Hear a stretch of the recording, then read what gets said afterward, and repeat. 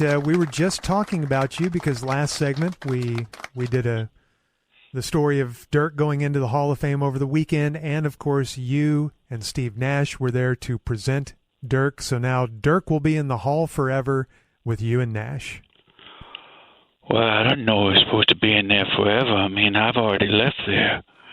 I mean, well, if we're supposed to stay in that place forever and survive on rainwater and discarded Toblerones from museum goers. I mean, I don't think that's what we're supposed to do. I mean, I think we leave there after we have the ceremony and all that. Yeah, your names will be there forever. Yeah, just we didn't mean you had to stay there forever. Okay, I was about to say I was going to have you guys call 888 NBA Hall of Fame and tell them I'll be there this afternoon if I'm supposed to come back.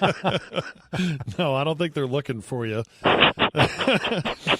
But speaking of Steve Nash, he went in 2018 when you did, and then y'all were sitting there together the other day when Dirk goes in. It's almost as if you two are joined at the hip. Well, now, I don't think we had any surgery to join us at the hip. I mean, I think that would be kind of crazy if they made us do that. They didn't make us join any of our major organs like hips. I mean, I think if you wanted to start making NBA Hall of Famers have unnecessary surgeries, we should start with someone removing Greg Popovich's self-importance organ. I don't think that's what he meant, Coach. No, I just meant that you guys have been together for a long time. That's all. Visiting with Jason Kidd, head coach of the Mavericks, Hall of Famer. I was thinking this weekend watching that ceremony back in 2018 when you were elected. I wondered as they were counting the votes back then, do you remember sitting on pins and needles before the announcement? Well, no, I wasn't sitting on pins and needles. I wouldn't say that. I mean, I was sitting on a chair that they had provided for me. And why would they make Hall of Fame players sit on sewing accessories rather than sitting devices? I mean, that seems like a pretty odd choice. Do other halls do this too? Does baseball make their players sit on crochet hooks and thimbles? No. I mean, that's idiotic. That is idiotic. It is. I'm sorry I even asked that. If a Hall of Fame did that. Well, just the whole Hall of Fame vibe, though. It's got to be so cool that you're in that club. You know, the Dirk Nowitzki's, Steve Nash's, Tony Parker's. Wait, there's more than one Dirk Nowitzki's? More than one Steve Nash's? No, there's just... I mean, why didn't we draft him so we could get all the sports wins and go into all the Hall of Fames a lot of times? Yeah, you could have got all the sports wins. That's a real missed opportunity all there. The sports wins. Well, it's always great to talk to you, Coach, but unfortunately we're up against the clock, so we have to just say bon voyage. Well, I'm not taking a cruise or any other aquatic locomotion, so I'm not sure where the whole bon voyage thing is coming from. Just a figure of speech. Just, in other words, goodbye. Thank you. We'll see ya. There he goes. Mavericks head coach and Hall of Famer Jason Kidd. Explore academic excellence at Louisiana Tech University in Ruston, Louisiana. Time out for Tech Day is Saturday, September 9th. Plan your trip now to tour the campus and embrace that Bulldog spirit by attending the Louisiana Tech football game on September 9th. Find out more about Louisiana Tech University at latech.edu/Kix-Brooks. Sponsored by American Country Countdown and me, Kix Brooks, a proud graduate of Louisiana Tech University. It's big bottle sale time at Sally Beauty. Buy one, get one 50% off all month long. Find jumbo size shampoo, conditioner, and more so you can refresh your hair care routine for the season. Plus, stock up on hair color, lashes, nail products, and more. On sale this month. Do it all and save big. Only at Sally. Everyone is welcome here. Moms are amazing at tracking down hard-to-find items. Library books, socks, you name it. But sometimes help is welcomed. Care.com makes it easy to find babysitters near you. Sitters with the experience and skills your family needs, like after-school pickup and homework help. You just post a job for September 9th. Find out more about Louisiana Tech University at latech.edu/Kix-Brooks. Sponsored by American Country Countdown and me, Kix Brooks, a proud graduate of Louisiana Tech University. It's big bottle sale time at Sally Beauty. Buy one, get one 50% off all month long. Find jumbo size shampoo, conditioner, and more, so you can refresh your hair care routine for the season. Stock up and save big. Only at Sally. Let's get back into this Johnny Manziel documentary. And it's taken some criticism. Some say it didn't go far enough in his time when he went to Cleveland, and that they just kind of blurred over that in about 5 to 8 minutes, which they kind of did. But I'm telling you, there's so much here in the years at A&M and the lead up to the draft. Could the documentary have been better? Was it some sort of redemption doc for Manziel? Yeah, maybe. All I know is what he did his redshirt freshman year, and what we're about to hear of how he and his agent got ready for the 2014 draft are two of the most unusual and ridiculous things that have ever happened in college football in the National Football League. That's all I know. And we talked about it in the first segment we did on this last week. His redshirt freshman year was just off the charts crazy of 2012. Wins the Heisman and beats Alabama, despite the fact that he's partying, he's having a great time, and he's going out and, just as he says, running away from pressure and looking for the open guy to throw it to. It was unbelievable what he did. So then you go into that next year, they drop off a little bit in 2013, and then he's been out of high school for 3 years, and there was that quote out there that he couldn't wait to get out of College Station because he felt like he was in a fishbowl. So off he goes, and he declares for the NFL draft. So we pick it up here. His agent, Eric Burkhardt, goes to him and says, "Stand by." Heads up. Sorry. Says, "Look, this partying thing, we can't do it. We just can't. You're going to San Diego. You're working every day. And you're not partying. I'm going to drug test you. And this is how it's going to be." Sorry. And it was that way for a couple of months, getting ready for the NFL draft. And then this happened. He calls me, and he's like, "EB, I up." Like, how bad? I didn't remember much of the night. I woke up in a hotel room and kind of didn't know how I got there. Dude, I went to a party last night in the hills. He's like, man, everyone was there, man. All the rappers, all the actresses. I didn't know going into Indy if I was really going to be able to pass a drug test. He's clean the whole time before then. The only thing I had really been told was if you fail a drug test at the combine, you're going to go from a first-round pick to maybe undrafted. They're going to drug test you day 2 here. He's like, "EB, I've been watching the NFL combine. I'm coming to the combine." I say, "No, you're not. We're not risking this." So we compromise. I call Paul and Michelle. I'm like, "Okay, you are checking yourself into the hospital, Paul, with like heavy heart so that Johnny can divert and come to the combine for 12 hours so that it doesn't look weird, and put him on a plane down to see Dad who is in the hospital. I'm so sorry, but we'll reschedule these interviews." That was my strategy. And Paul's like, "Okay, Michelle, you're going." And like, she's crying. "I knew he would do this." I'm like, "Fuck." He's like, "I don't even get there till tomorrow, bro. I'm going to chug a gallon of water. I'll piss this out. Trust me." He goes, I've been passing these tests at A&M for a while. Which I come to find out on my own, it was their like 4-string backup quarterback that was pissing for him at A&M. So that's how he did it at A&M. Good Lord. He got someone to take a drug test for him, pee for him. But how about that? He's on the right track. He's working hard. He's staying off booze and drugs. And then he falls off the wagon. And that's his agent's plan. Okay, got it. Dad, fake heart attack. You just swoop into the combine, stay there for 10 hours, and then you go visit your dad. That's going to be our cover story. Man, as we learned in the last segment we did on this, when they had constructed this house of lies about his family wealth and that explained the extravagant lifestyle, how stressful must that have been for him? Or maybe he just had always lived that way, to just live in a house of lies like that, where you have to... You're always covering. You're lying to cover up another lie. Yeah. And I don't know how people do that. Well, he got through the combine because he chugged Pedialyte and water, gallons and gallons of water, and they kept taking, his sample. his agent goes, I don't know, it's kind of blurry. And he goes, okay, well, I'll keep drinking water. And they passed it, so they got through that. Then they're getting closer to the draft, and so you've got this hype now, and you've got the fact that he's been working out. He's serious. He killed his pro day where George and Barbara Bush were there. I mean, it was just like this huge show.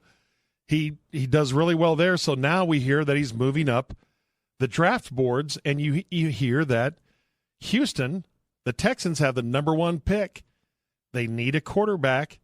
Do you remember all that? Mm-hmm. And not only here, there was some around here thought, hey, why don't the Cowboys just take, and we'll get to that in a second. But there was Houston. This is why he didn't go first to Houston. Houston, number 1 pick. The buzz is building in the city. All around the Houston area, billboards are up to bring Johnny football back to Texas. We got involved with a big charity foundation event. The owner was going to be there with his wife. Johnny ends up like donating his own money to the cause. It goes phenomenal. The next day, I get a call. He was golfing today at River Oaks Country Club, and it got back to the owner's family, basically, that Johnny, by hole 5, had taken his shirt off, looked intoxicated, and broke multiple clubs over his knee and threw him in the pond. There goes Houston. It's weekend at Bernie's. It's just like, how can we get him to the finish line? Like, the wheels are coming off. I'm talking to him every day, like, stay accountable. You've worked your whole life. We've got 1 month to go. So there goes Houston. I love that one. And it's funny but sad. He's got all of this in front of him, but it's like he didn't care. Mm-hmm. And, yeah, he's shirtless, breaking clubs and throwing them in the water in Houston. So then we get to the draft. Jadeveon Clowney goes first to Houston. Greg Robinson, offensive tackle, goes second to the Rams. Now we got Jacksonville at number 3, and they want a quarterback, and this is how his agent recalls all that. And The Jacksonville Jaguars select Blake Bortles. The first quarterback in this draft selected is not Johnny Manziel. Bortles goes 3. Johnny's like, yes, I'm going to Dallas. What happens when Jerry Jones gets the chance to take Johnny football?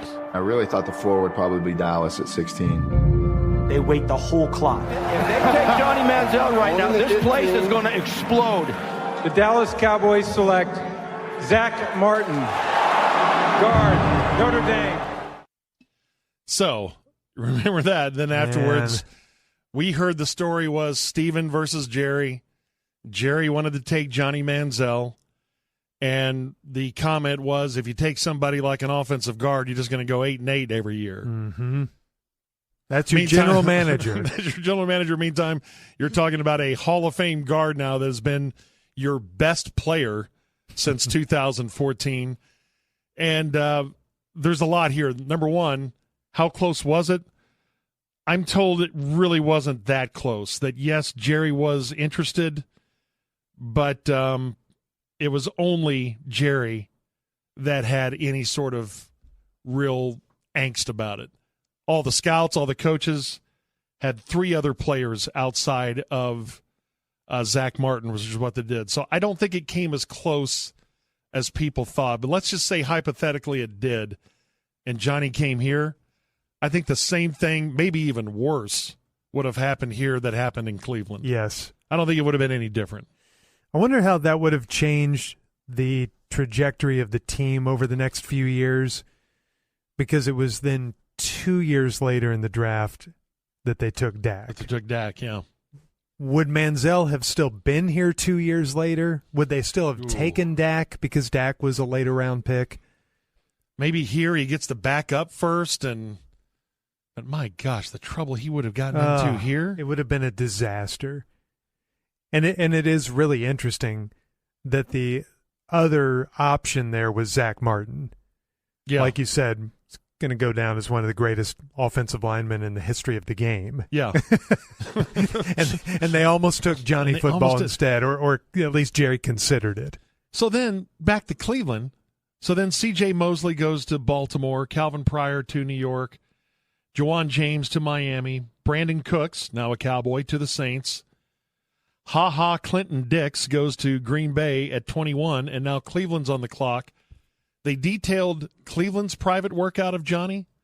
The dinner went great in College Station.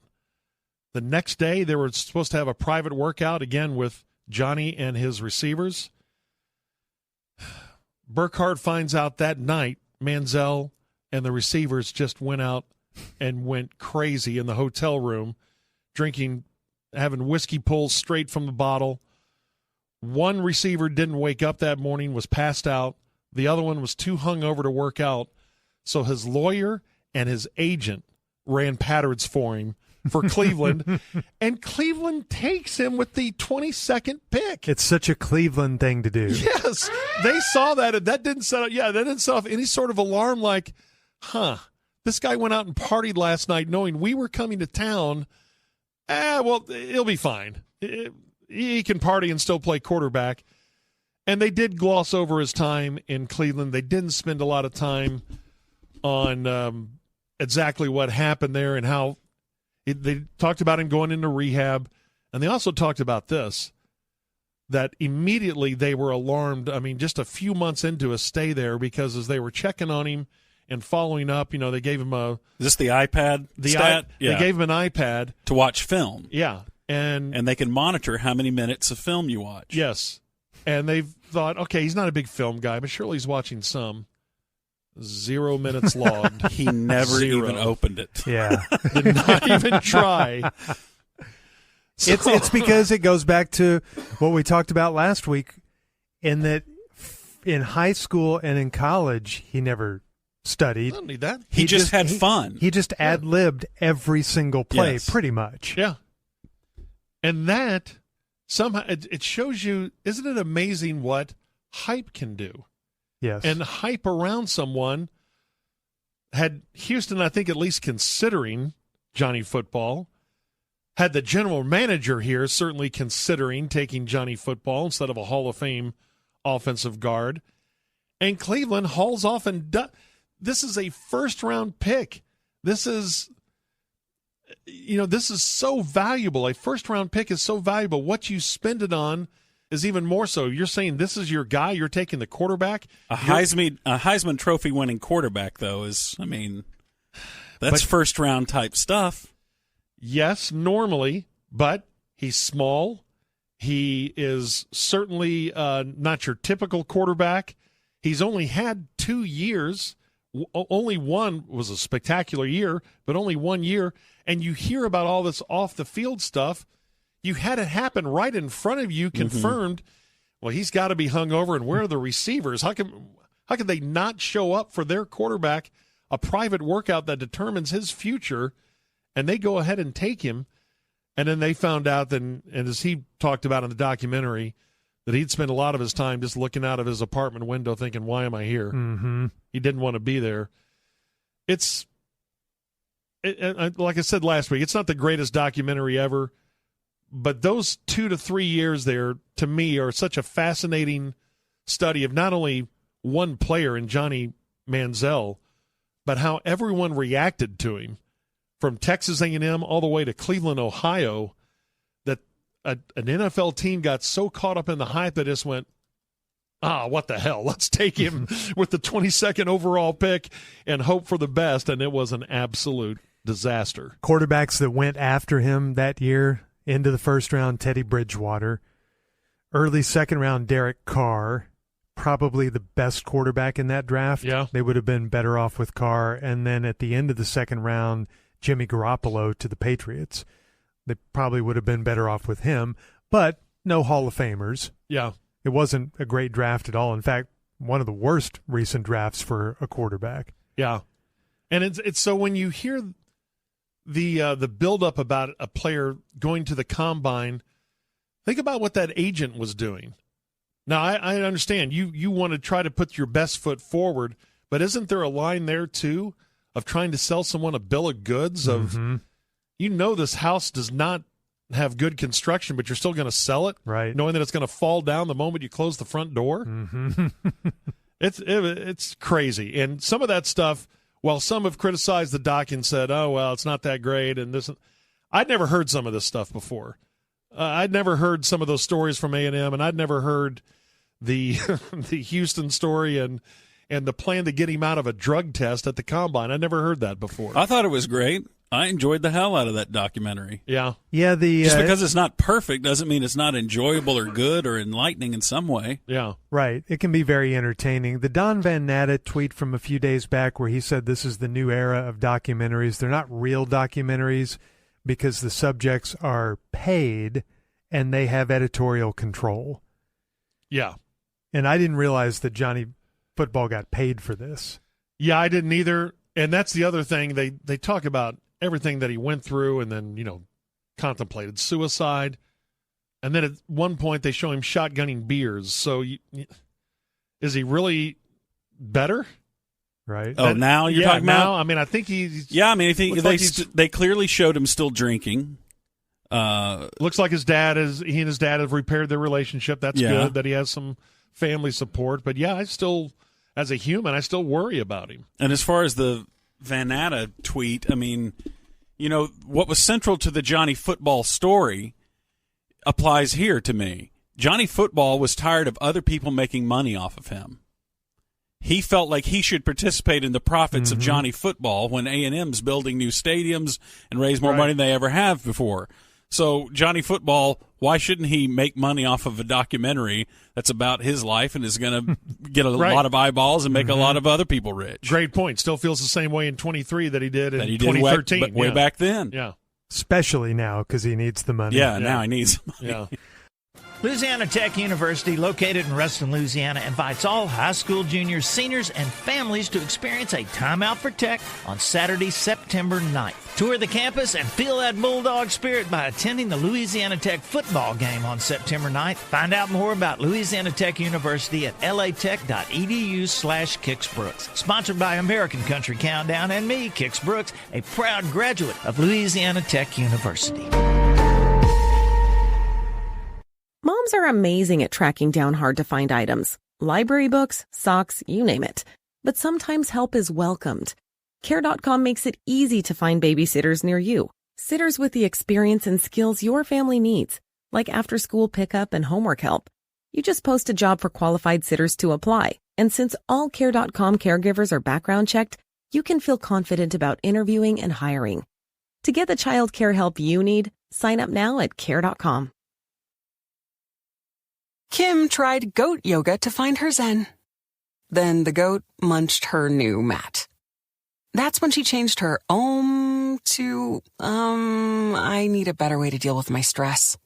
With Aetna, you get mental health support. Seen y'all since y'all been bad. Oh, I guess you haven't. I was out there, I think only one time, to California. When was that? I traveled out there to Magic Johnson's laboratory to test some sort of miracle drug or something. Oh, jeez. You survived. I did. I love the weather out there. No mouse ball sweat. Right. Y'all ever have that? When it gets hot, your mouse ball sweat. You can't help it sometimes. Boy, things sure have been less fun since Norm retired and stopped dropping all his painkillers and boner pills. Hey, you miss Norm. Come on. He loved boner pills. Come on. Oh, God, I haven't felt the same since he left. Really? Do you know that during the time he was here, I was administered 14 save shots and hospitalized 78 times with persistent erections. Oh, God. Well, that's a good thing for you then that he's gone. Back on the dosage. I'm really excited about this year's Cowboys team. Yeah, okay. I like that Deuce Vaughn. Because he's small and he scurries around all crazy like, remind you of someone else, Yeah, kind of like you a little bit. I was going to say Barry Sanders. Oh. How's that like me? I don't understand it. Yeah, George, where were you going with that? I'm sorry. Well, he's just kind of little in stature also. So. He didn't have fur all over his body. Okay. Peanut butter and dark pantries. That was weird, George. That's really weird. I guess it was kind of weird, yeah. I guess you do you, though. Okay, I'll do me. Hey, I stowed away in Dirk's carry-on to go to the Hall of Fame. Wow, Whoa. you're really getting And around. it was great. I was just such a huge Dirk fan, you know. Sure. Because he's playing at like the AAC, you know, when he was here, and so I always used to sneak in and go watch him play. So I was very happy to get in his carry-on and go to the Hall of Fame. Wow, Pretty what was that cool. like? Well, it kind of scared me when he started talking that German. A little too book burning sounding for my taste. No, That should not have scared He was you. just talking to his parents. Hey, I watched that Johnny Manziel documentary y'all were talking about. Oh, yeah? What'd you think? I was a huge Johnny football fan. Were you? Yeah, I'm an Aggie. You are? You are? Hullabaloo, connect. Yeah, you kind of know it. Never knew that about you. I worked down there in their animal research department. They did all kind of tests on me and hair regrowth stuff, you know, to treat people who are bald. Remember Bob Sturm forced me into all that research. Oh, The hair regrowth thing. No, But, he didn't. you know, yes, Johnny partied, but is that really any different than what Corby does at an average training camp? No, not really. That's a decent point. Let's not be judgers here. Let's not That's right. judge. That's not judge. What? What? That's not judge. I mean, heck, I've seen Corby passed out in a puddle of its own sick many times. You have? I once saw Corby shotgun a beer and make out with an intern. Oh, my gosh. I think the intern's name was Travis or something. I think I remember Travis, yeah. can't remember. I brung y'all a gift. Oh, You did? Yeah, I brought y'all here it is. It's a piece of almond that I found behind the refrigerator. Oh, that's very Just nice kind of of a little you. welcome home gift. Thank you. Thanks for the gift. As a Yep, matter of but- fact, what? As a matter of fact, we got you a gift because we know we know how much you love football.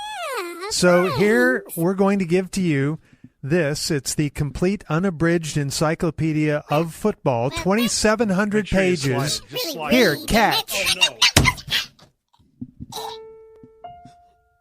Ticket Mouse? I said slide it. I heard that too late. It was already released from my hands. Crushing Way too much arch on it. human rib cage. Are you okay? Can't breathe. No. Hey, I had that happen. That's really scary. I had that happen last What are week. you doing to me here? Get the encyclopedias off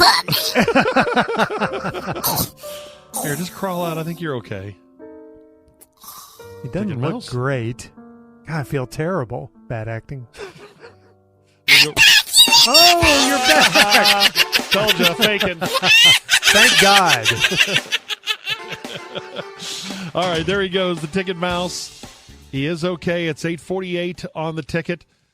Louisiana Tech University, located in Ruston, Louisiana, invites all high school juniors, seniors, and families to experience a Time Out for Tech on Saturday, September 9th. Tour the campus and feel that Bulldog spirit by attending the Louisiana Tech football game on September 9th. Find out more about Louisiana Tech University at latech.edu/Kix Sponsored by American Country Countdown and me, Kix Brooks, a proud graduate of Louisiana Tech University. Moms are amazing at tracking down hard-to-find items. Library books, socks, you name it. But sometimes help is welcomed. Care.com makes it easy to find babysitters near you. Sitters with the experience and skills your family needs, like after-school pickup and homework help. You just post a job for qualified sitters to apply. And since all Care.com caregivers are background checked, you can feel confident about interviewing and hiring. To get the child care help you need, sign up now at Care.com. Sleep Number's biggest sale of the year is happening right now. So if you spend your days taking care of others and need the energy to be the best you can be, Sleep Number will bring your sleep to the next level with features that provide personalized insights. And September 9th, find out more about Louisiana Tech University at latech.edu/Kix Sponsored by American Country Countdown and me, Kix Brooks, a proud graduate of Louisiana Tech University. Moms are amazing at tracking down hard-to-find items. Library books, socks, you name it.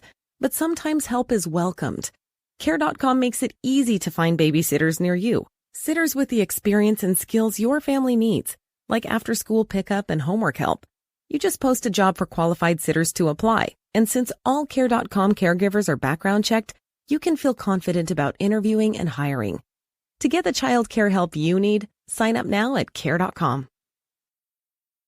As we talk about the changes, and that's just part of life, it's part of everything, is change. It's the one constant.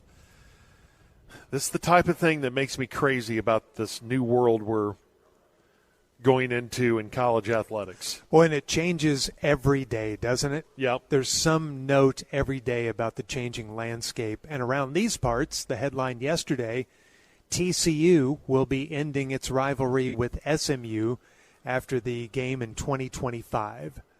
No more TCU-SMU rivalry. Now, you and I both love the idea of TCU and SMU and North Texas playing each other every year in every sport. Absolutely. But that's not going to happen going forward. And part of me understands what TCU is thinking here. SMU has much more to gain out of this rivalry than TCU. TCU is in a power conference, at least for now.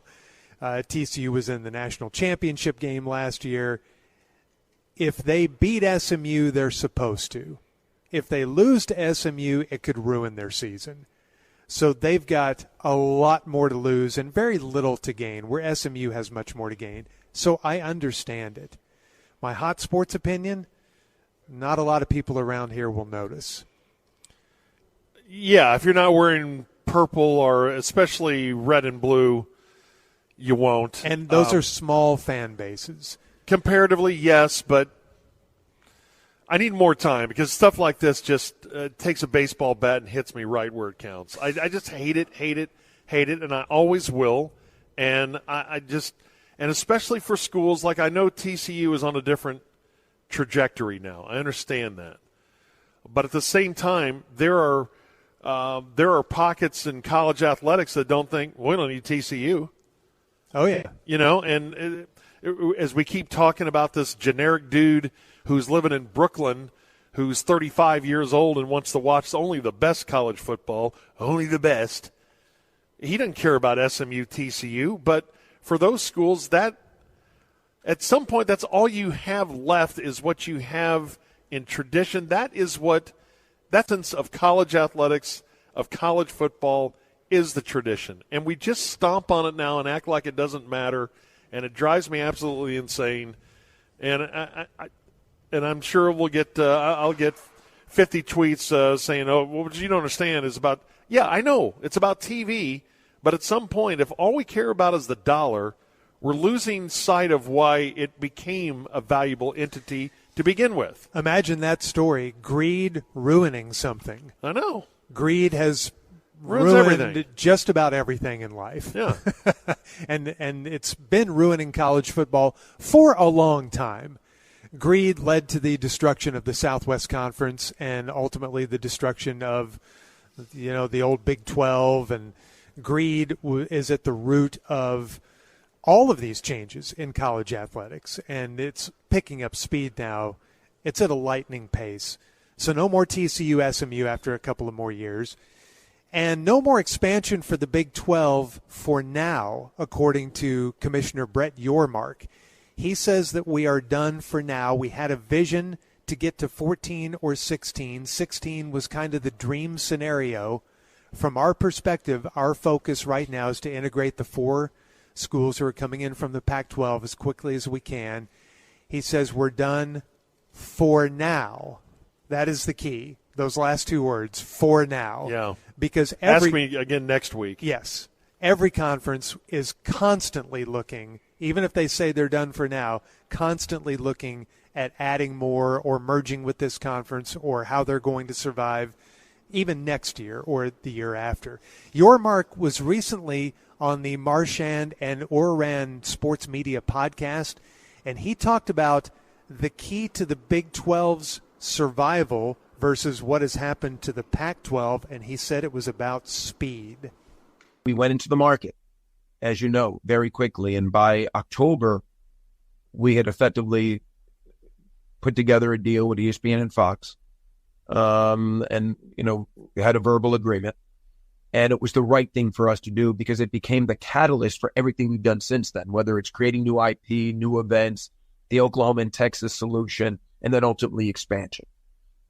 It was the number one catalyst. Now, at the time, I didn't realize that was really the last big deal that was available, media deal, especially in our industry of collegiate athletics.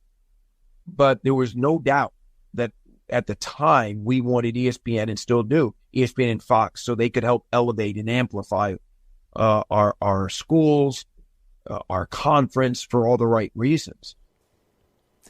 And it made the deal and the conference extra powerful, getting both of those networks. He continues to say that basketball is undervalued. He said it's about 25% of the total audience. We're not getting 25 cents on the dollar for basketball. And he's really the only one of these big conferences, whatever left of what you consider to be a power conference, that is talking about basketball. And I understand that because he's got some great basketball brands in the Big 12. And there's some sort of, technically it's a TV payout once you get your teams to the tournament. Mm-hmm. And that's that you're getting in on that tournament money, and that can be significant for a conference. So right now at 16, the Big 12 looks pretty solid, at least for the next couple of years. Will they be a player when the eventual shakeout happens and it's the Big 10 and the SEC? And would the Big 12 be a third power conference there? Probably not, because they don't have the brands that the SEC and the Big 10 have. We're going to talk about this at 8:55. The model everybody thinks we're going to is those two conferences with all the big brands in college football now, Michigan, Ohio State, USC, UCLA, Penn State in the Big 10, and Alabama, Georgia, Oklahoma, Texas, those teams in the SEC. The Big 12 can't compete with that. They don't have those brands. No. There will be a place for them. It just won't be at the top of the food chain. But at least the Big 12 has survived for now, unlike the Pac-12. And I heard from my Pac-12 guy this week, and I thought this was really interesting because I asked him, would Stanford and Cal want to join the Big 12? And he said that's not going to happen because they were the most vocal a year ago about not wanting to merge with the Big 12. They didn't want anything to do with the Big 12. So the Big 12 people remembered that. And now they have no interest in rescuing Stanford and Cal. So that's kind of funny. And then I said, well, what about going to the ACC? And that doesn't really look like it's going to happen. It's still a possibility, but I thought this was interesting. He said that it looks like the Pac-4, which is what they are now, Stanford, Cal, Oregon State, Washington State, are trying to get the AAC, not the ACC, but the American Athletic Conference, to join them. They're trying to get the AAC to dissolve, and that would kill ESPN's contract with the AAC. And the Pac-4, according to him, has a commitment from 4 to 5 AAC schools to join them regardless. And it's believed SMU might be one of those schools. And then they would form, and those schools believe they can get a lot of the other schools in the American to join them. And then that would form a new Pac-12, or they may call it something different. But apparently George Kliakoff, the commissioner of the Pac-12, is completely out of the discussions here. That it's being run by, these discussions are being run by the American Athletic Commissioner, by Oliver Luck is involved.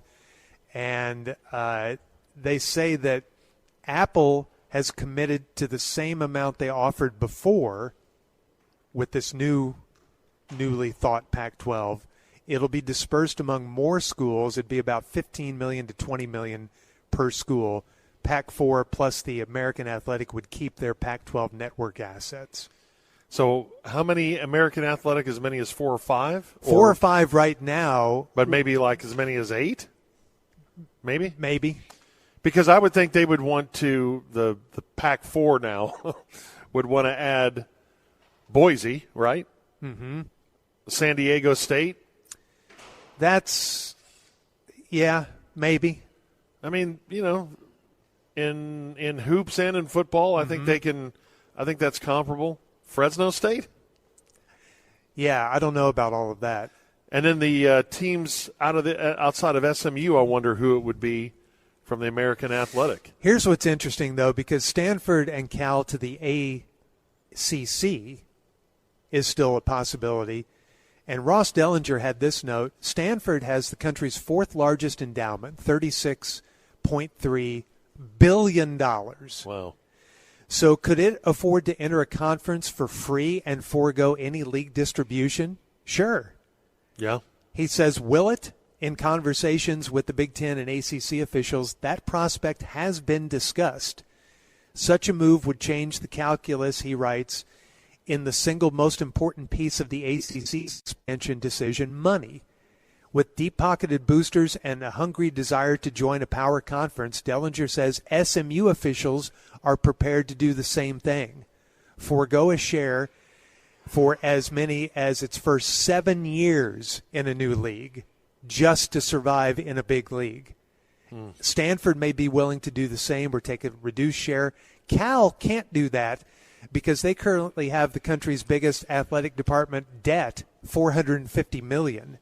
Wow. So they say if at the very least the ACC receives $60 million in new money from the 3 newcomers and Cal is the only program to take a share, where does the rest of that money go? In theory, a portion of it is distributed across the conference to offset travel costs. But the bigger question, what happens to the rest? That number could be in excess of $25 million.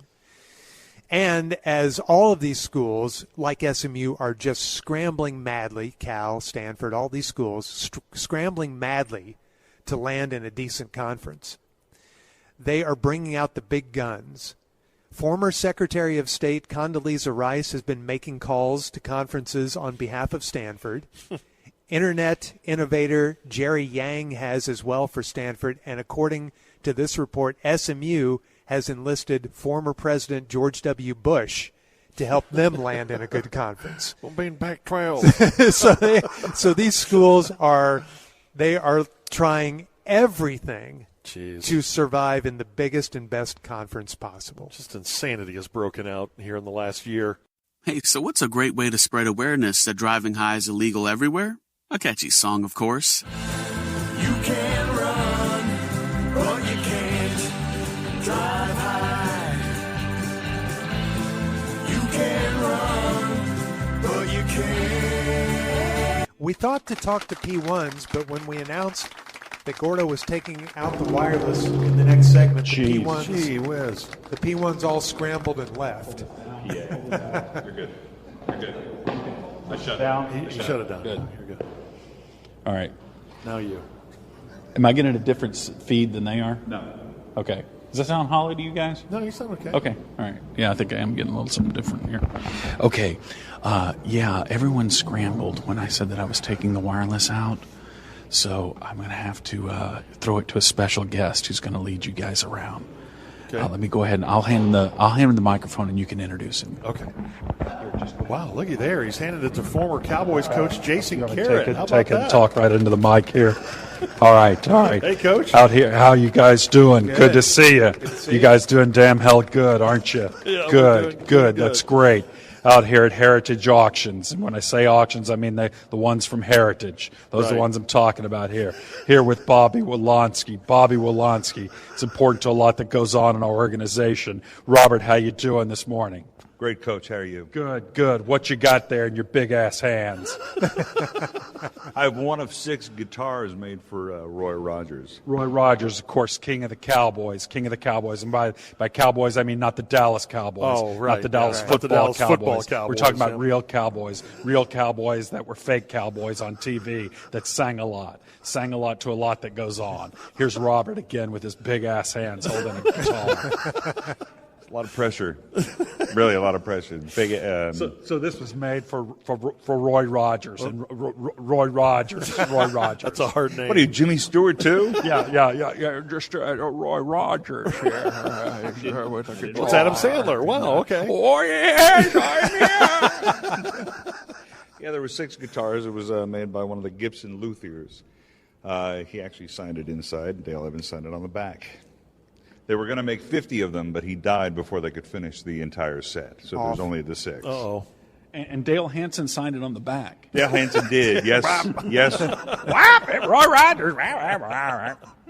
I'm enjoying the character buffet this morning.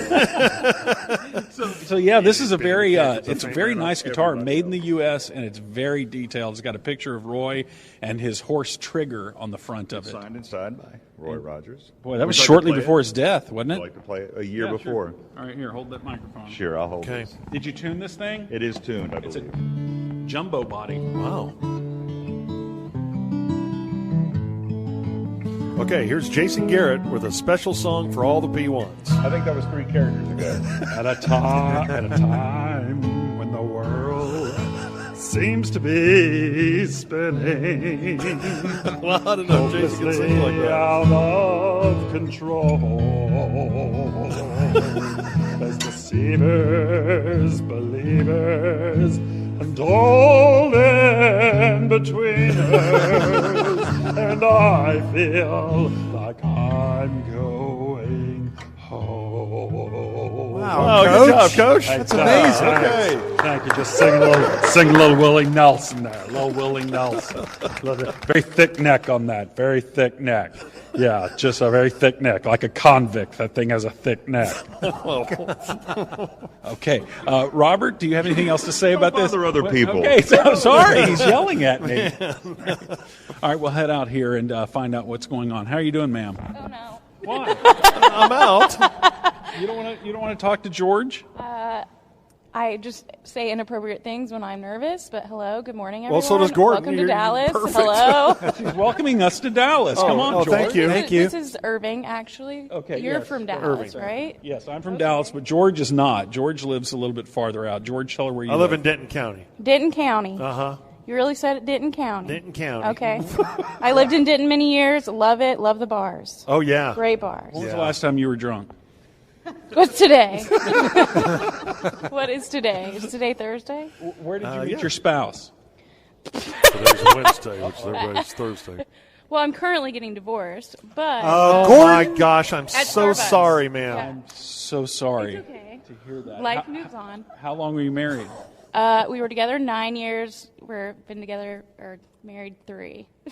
Okay, but you were together for 9 years, Yeah. married for 3. Yeah. But I mean, it's an amicable splitting. There wasn't like anything bad that happened that precipitated the divorce. Sure.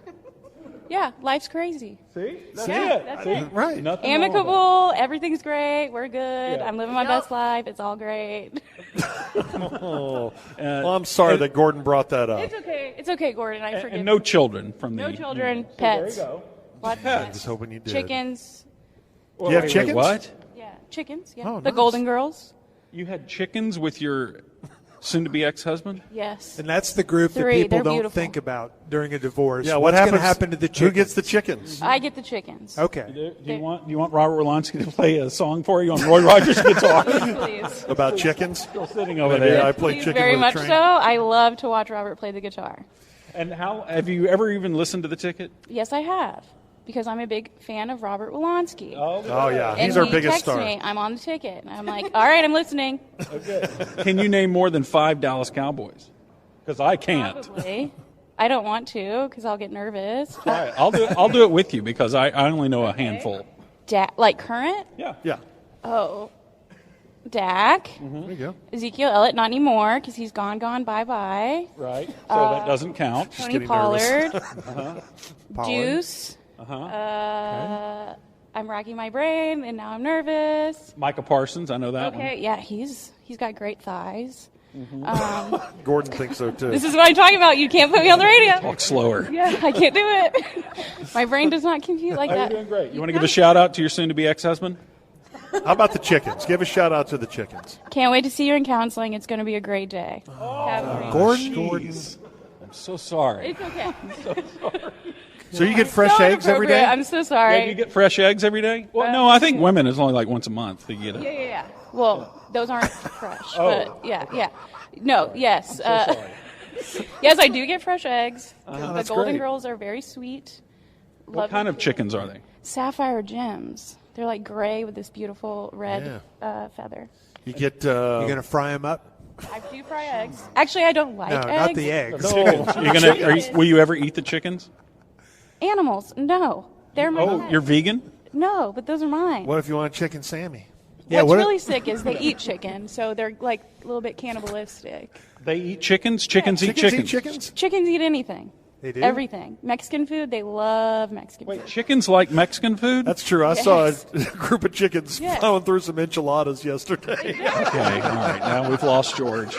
He's obviously quit today's broadcast already. I went to a buffet and hammering it. Okay, all right. Do we have time for anyone else? No. Okay, back to you That guys. was great, Gordon. That was awesome. Good. That was good, Gordon. Good job. Louisiana Tech University, located in Ruston, Louisiana, invites all high school juniors, seniors, and families to experience a Time Out for Tech on Saturday, September 9th. Tour the campus and feel that Bulldog spirit by attending the Louisiana Tech football game on September 9th. Find out more about Louisiana Tech University at latech.edu/Kix Sponsored by American Country Countdown and me, Kix Brooks, a proud graduate of Louisiana Tech University. It's big bottle sale time at Sally Beauty. Buy one, get one 50% off all month long. Find jumbo size shampoo, conditioner, and more so you can refresh your hair care routine for the season. Plus, stock up on hair color, lashes, nail products, and more. On sale this month. Do it all and save big. Only at Sally. Everyone is welcome here. You know how great your house looks and smells when it's just been cleaned? So fresh. And somehow, a clean house makes your head feel fresher too. With a housekeeper from Care, you can reset your house and your head. Mid to late aughts, featuring Gordon Keith, and featuring in a less prominent role Dave Lane. He was just as prominent. And in a lesser prominent role, Corby. You were just as prominent as Dave. I don't remember you were more that. prominent than me. Yeah. And he was most prominent. We're all prominent in God's eyes. That's true. And joining us for the first time for this is not Bob. It's Matty Beers, Matt McLaren, who's in for Bob today, who was off taking his child to Stillwater, Oklahoma. Oh, my gosh. I know. All right, David. Lane. Yes, sir. Okay, so for this particular segment, I wanted to see if you guys were aware of a current viral sensation. So country music is having a moment right now. What does that mean? Well, you have Morgan Wallen at the top of the charts with his Last Night. I thought he was canceled for the N-word. No. I know. Everybody loves him. He has the most popular song perhaps in the history of the world. He's like 3 weeks away from laying claim to that. Well, me. So, wait a second. The N-word not only didn't cancel him, but made him stronger? Yes. Mm-hmm. Yes. Mm-hmm. Also, you have Luke Combs with his cover of Fast Car, that if I hear one more time, I will put a gun to my I've temple. never heard it. I always hated that song. Where are you hearing that? It's In played the all the hallway? time in the hallway. But you know, really? his version is not that bad. He can sing. And it's He's got to good. be great for Tracy Chapman. Oh, yeah. I'm happy for She her. wrote it, right? Yes. I mean, this is like one of those I Will Always Love You type things, right? Yeah. Whitney Now, this Houston could be on covers it, TV. and Dolly gets lots of money. like most of the money. Luke Combs isn't getting squat. Yeah. And it's also faded, but we had the flash in the pan that was Jason Aldean's Try That in a Small Town. Yeah. Is that over? Yeah, it's over. It's fallen off as far as the charts are concerned. God. But there's a new... Why do you hate that, Corby? There's a It's new a horrible artist. song. Shut up. There's a new artist that has come out of nowhere. All right. Have you ever heard of Oliver Anthony? Different than Oliver Tree? I don't know who that is. You don't know who Oliver Tree is? Mm-mm. So this is what Oliver Anthony looks like. Have you ever seen him? Okay. I saw that flash up on the internet. Yeah. I saw that flash up, but I did not click on it. So he's a ginger with a big old bushy beard. Too ridiculous. And he's playing a Gretsch. Yeah, that's a resonator, though. Yeah, resonator acoustic. And so he's from Virginia. No way. And in less than a week, he has taken the internet by storm. Wasn't it some song about how... It's a song called Rich Men... It's talking to you, Poor Corby. Man? No, it's a typo. Richmond north of Richmond. Yeah, rich men north of Richmond. He's talking about politicians in Washington, D.C. Mm-hmm. Oh, because they're north. It's very topical. And so this song has completely taken off. So it was not posted originally on his YouTube page. It was on a different site that promises real music, real people, real culture. And the video Hell yeah. is him in like a backyard with, piney woods in the background, and there's dogs sleeping on the ground, and he's playing his resonator guitar and wailing into a microphone. It's very low tech, but very passionate, right? So this is the only recording that exists of this song? Yeah. Like it's not like he went into the studio and this is it. Yeah, this is it from All what right. I understand. that And him? so in 6 days, the video has racked up 12 million views. Okay. He, within a few days of getting on Twitter, X, he has almost 400,000 followers. What? Dang. On the iTunes downloads chart, he has the top 3 songs and 5 of the top 10. And he just cracked the top 10 on Spotify's USA Top 50. Amazing. For this low budget recording? Yes. And the main reason why is because he is a man of the people, that he has been glommed onto by far right. So you have commentator Matt Walsh, Marjorie Taylor Greene, John Rich from Big and Rich. Hell yeah.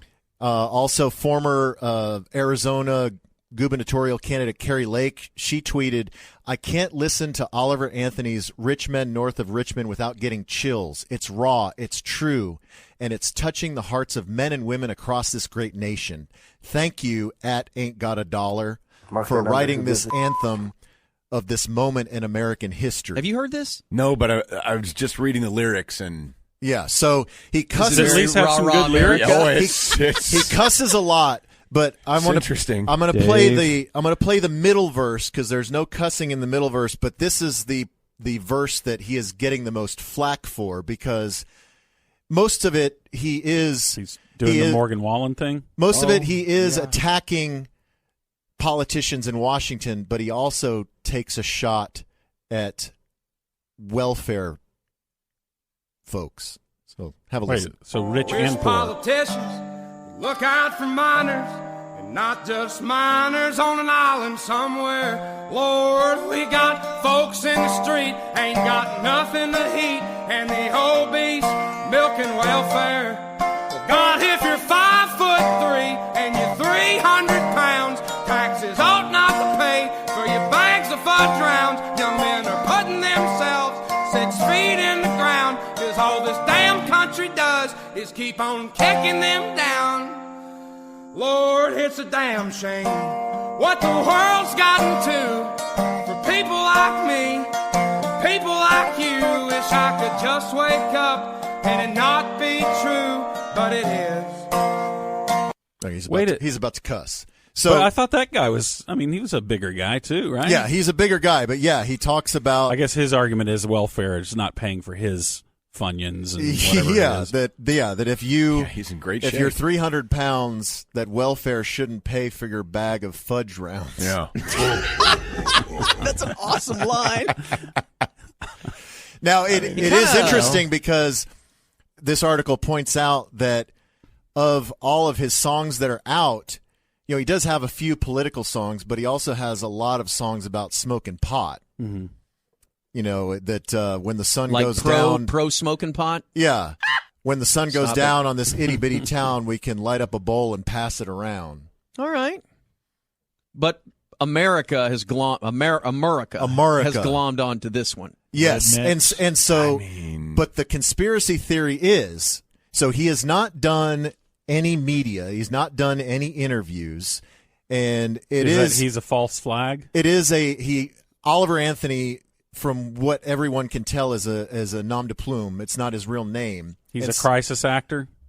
That he's an industry plant. Blank bin. That he claims that he is just a factory worker turned farmer.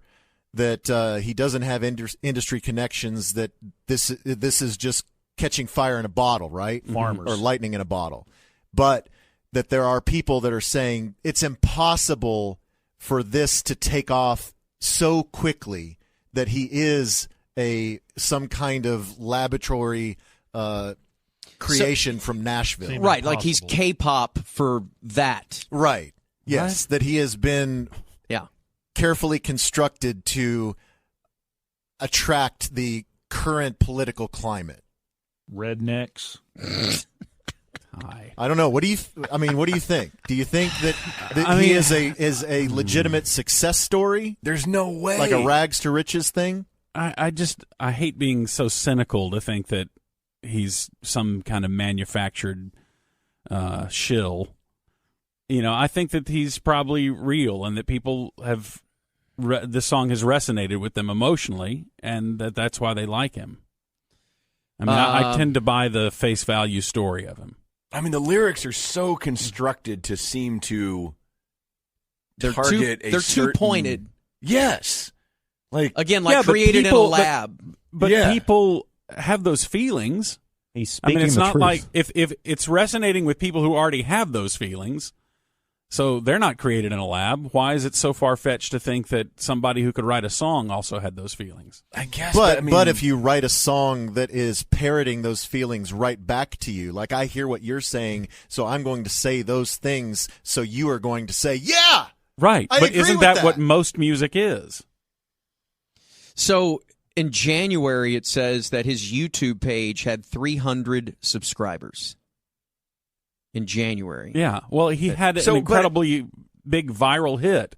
But it's how, like somebody what big was had to Old have Town spread it Road around. Guy? Didn't Old Town Road Guy, wasn't he a media viral sensation too? Well, he had Billy Ray Cyrus with him.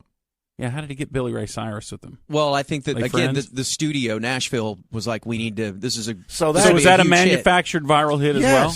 I don't know if it was manufactured, but they found this dude that was pretty interesting that had a song they thought would resonate, even though it's a ridiculous song. They knew it would click. Old Town Road? Yeah. I kind of liked Old Town Road. Oh, it's terrible. Yeah, I mean, I remember hearing that he had bought the sample or the loop for a couple $100. That That's is right, the foundation yeah. of the song, because that's all he could afford. But then it became enough of a hit for Nashville to take notice and slap Billy Ray on it to make it a huge hit. But on something like this, to blow up that quick, what influencer or somebody that had a ton of followers put it out that it caught on so fast? Yeah, I don't know where the flashpoint was. I don't know 'Cause that's who really the fast. first person to say, you got to listen to this guy. Well, I can see something going viral on YouTube or something. The thing that's more suspicious to me is how is it immediately on Spotify and all that? That's the thing, is how quickly it's blown up. Mm-hmm. Somebody pushed it. There's a line in there about Jeffrey Epstein, Gordon, that'll probably make you mad. Well, he said that in the Miners one. Oh, we just heard that? Yeah, we heard that. Oh, sorry. Yes, as I just said. Sorry, Yeah, Mick. what is the line exactly? It's, I wish politicians would look out for minors, MINERS, and not just minors, M-I-N-O-R-S, on an island somewhere. And he spells it out in the song when he's singing? He does, and that makes it more confusing. Okay. Yeah. Yeah. Lord, we got folks in the street ain't got nothing to eat, and the obese milking welfare. So it's like he says, hey, man, there's poor people. We need help. But, man, these large... That's a little confusing messaging to me. It is. I mean, this is an odd-ass song. It is weird. I did like his voice, though. The fact that, like you said, Marjorie Taylor Greene and Lauren Boebert and Kari Lake. Like, how would they know and about John this? Rich have all made this now their little anthem. Snowflake Corby. I know, so offended. I know. So offended. Is American Aquarium Libs. one of your country bands, Corby? I don't know who they are. Okay, they are. They're in the Americana / Okay, good. country Then yes, music. They are. No, they got good stuff. I like them. Yeah, so they jumped into the conversation. I think this is maybe the singer from American Aquarium, but they said on first listen, I like the first verse and chorus a lot.